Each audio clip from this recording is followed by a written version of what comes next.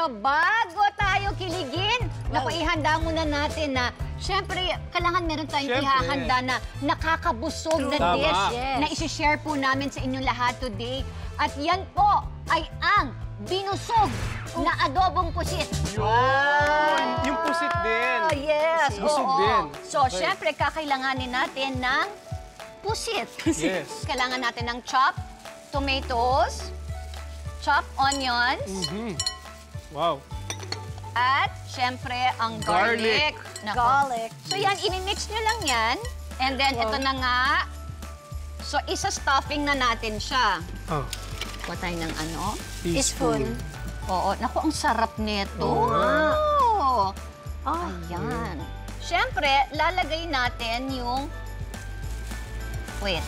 Kaya mo yan. Ito, ilalagay natin to. Yes. Okay.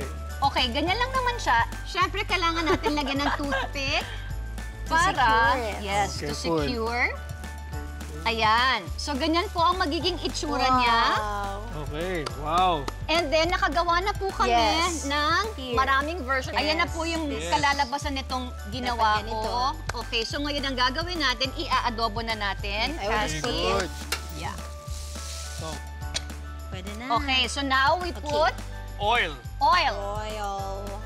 Ayan. Yeah, so painitin lang natin ng slight. So Yeah. ngayon, pwede na tayong maggisa. Garlic. Garlic. Start with garlic. I love gisa-gisa. Oo, gusto na yan. Add some onion. Okay, onion. Tapos, maglalagay tayo ng kamatis. Tomato sauce. And now, magdagdag tayo ng ginger. Ginger. At syempre, kailangan natin yung tinta Squid ng ink? pusit. Yes. Okay. Ngayon, ilagay na po natin ang ating Pusit. pusit. Yes. Binusog na adobong pusit. Wow. And then, Okay. now you can put the suka. Vinegar. Suka. Wow. Ayan. Lagay ko So, lang dito. okay na. And then, Soy sauce. okay, go, Maggie. Now you add the soy sauce. Soy sauce. Okay, you can mix it na a little bit, Pwede just naman slowly. And then, Bango. we can add Sugar. a little bit of sugar. 2 teaspoons yan. Oo, Yan, pero yan like yung I ano said, namin. nasa sa inyo yan.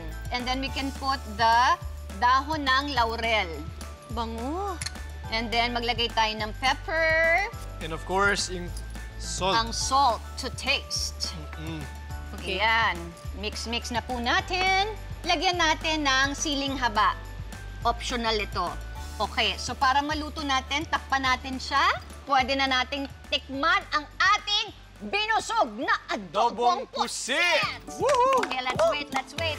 Nararamdaman ko ng ready na ang Yes. ating binusog na adobong pusit. Look at Wow! that! Pwede na natin Oh, patayan. pwede na. Ay, off na natin. Okay, Ay. so kaya. So lagay na natin dito. Favorite. Oh my gosh, One of I my love favorite. adobong pusit. Ayan. Eto na guys, ang ating binusog na Na adobong adobong pusit. pusit.